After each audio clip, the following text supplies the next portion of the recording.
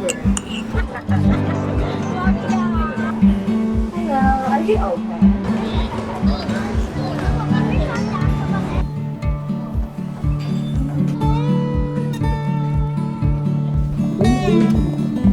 And I feel guilty every time I'm on holiday.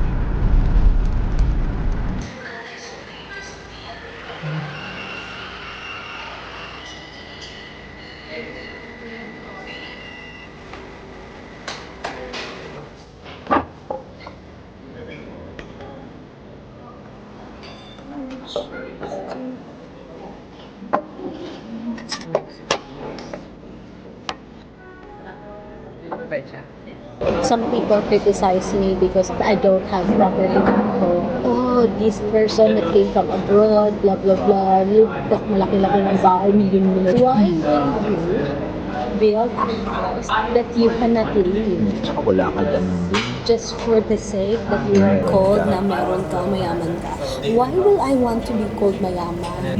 Pero kahit anong meron ka, people will not focus on that. People will focus on what you don't have. Kasi they will always find faults eh. Kahit meron kang bahay sa Pilipinas, hahanapin nila yung wala ka. Like Wala for kang example, wala kang ganito. mas ito kasi kailan ka mag-aasawa, which is for me nasanay na ako.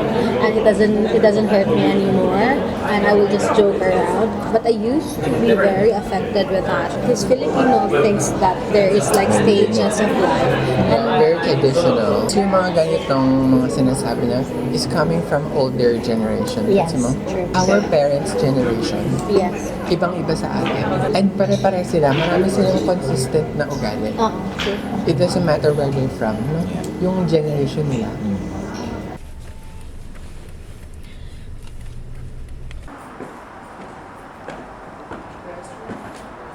Yeah.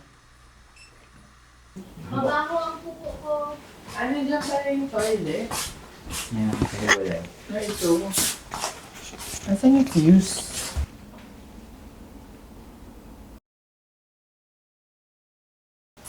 I reach the heavens above.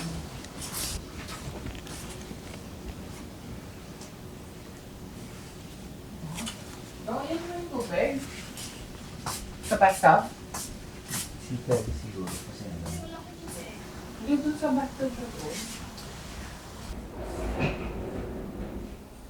Cornico ngayon. Thank you. Yes, this is complete. Thank you so much. Doon kayo nalapin eh. Hindi pa siya nabawasan. Ang alat na. Ang alat ang lips ko grabe. My lips like sugar. Tumira ka ng wasabi. Para sa ano na. Akin na lang pa. Go.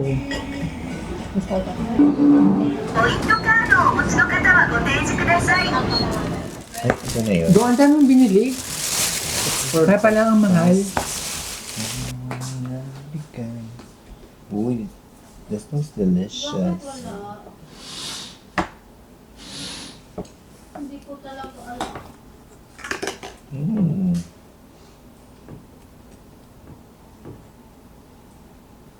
Mag-selfie na tayo, friend. Dito. Dito ito mismo sa apartment. Doon, ulo mo. Ang dami naman. Buto is itlog, like scrotum in design. Kaya 24 minutes. 5 minutes good. Oo. Hello, are you open? Can I get a caramel latte? Do you have oat milk? No, okay. No problem. Caramel latte, please. Strawberry milk latte. And then, can you get a tiramisu? Travis. And can I get the 350 yen thing? Sweet and Ascon, yes, please. Earl Grey. Thank you. Thank you, yes, ma'am.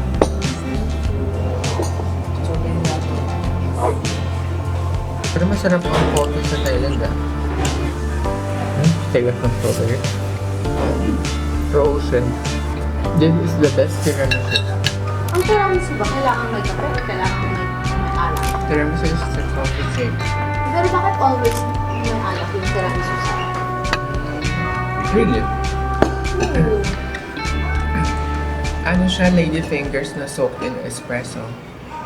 Siguro additional lang nila. Baka opera cakes yun, sabi mo. Yung opera cakes. Kaya hindi na ako nagtitiramisu ever. Kasi merong, tapos hindi siya masarap pag nasa stale na siya. Kasi ma-feel mo yung... Sarap niyan. Yung alin? No? Apo. Ano ka? Ay, naganito kanina.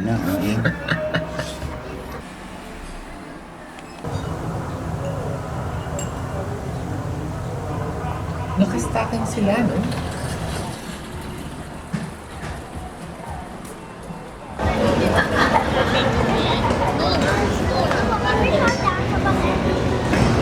Ito yung ayaw ibigay. Video yan?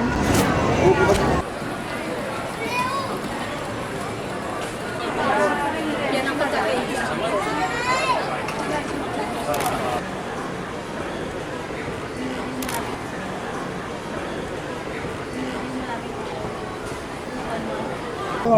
Isa lang? Kasi Ito sa akin. sa atin wala na kasi last time yun. Wala na 13 pa.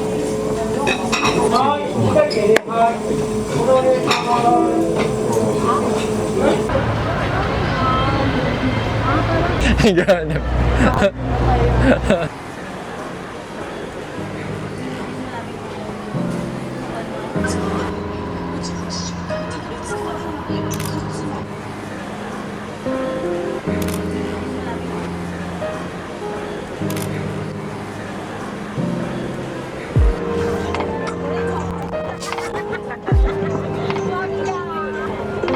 Go.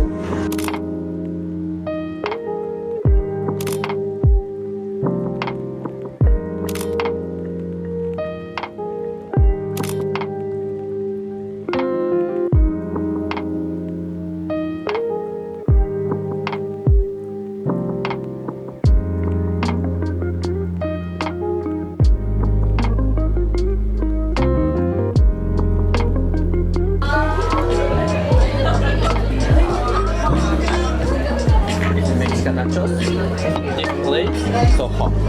Careful, and it's check. Alright. Kumorder ka na lang. Kulang to sa akin.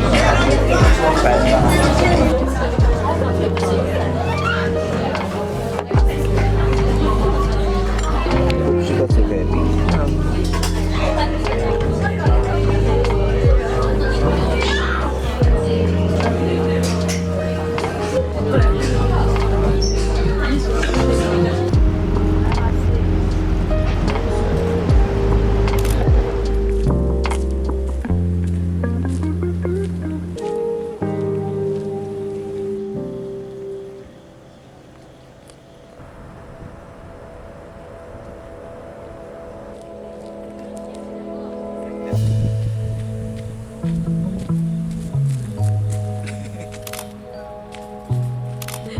Hindi ako si Yong eh.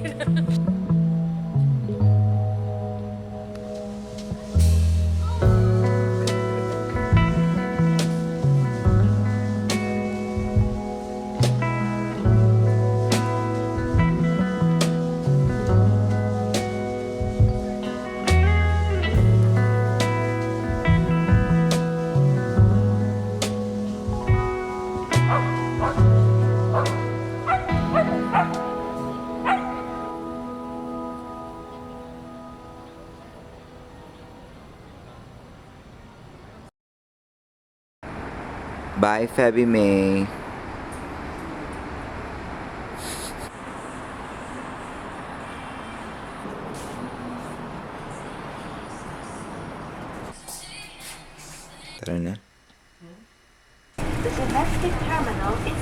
Grabe naman nakapark na. Bye-bye. Video kasi to. Akin na ba yun? To Incheon. Sama na lang ako sa inyo muna. Saan Thailand? At China tayo. Si Kuya. Sige, maghanap muna kami. Yes. Salt-based. Yes. Kyoto style soup is a little mild and rich, so popular for ladies. Okay. Soy sauce is a little strong, so popular for guys. So I like soy sauce better. Saan? Because I'm in Kyoto. Yeah, you. May quail egg, tsaka may chicken egg. It's very thick. Puro sa labas lang.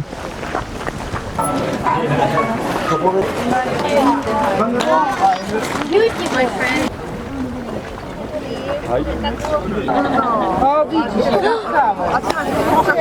Sana.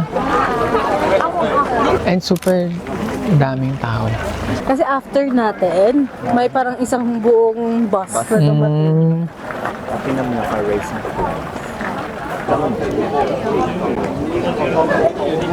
For example, nagpo-post ka sa social media. Tapos after how many minutes or days, may mangungutang sa'yo almost every time. Personally, sobrang dalang nangyari sa akin yan. Kunyari siya ka once or twice. Kasi hindi siya utang, nahingi siya ng donation. Pag nakakarinig ako ng kwento from other people na nangyayari sa kanila, yung nakakainis kasi ang kakapal ng mukha nila. Charot.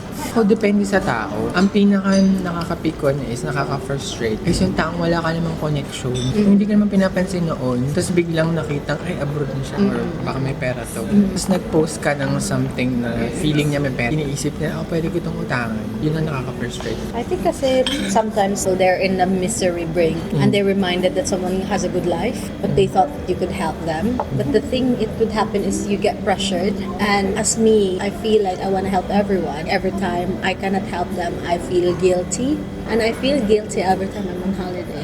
What do you do with the guilt? I just sleep on it. When I was new in the UK, I always pautang. Wait, utang? Utang na walang bayad. So, bigay. Utang siyang sabi, pero I forgot about them. Do you expect them to pay back? No.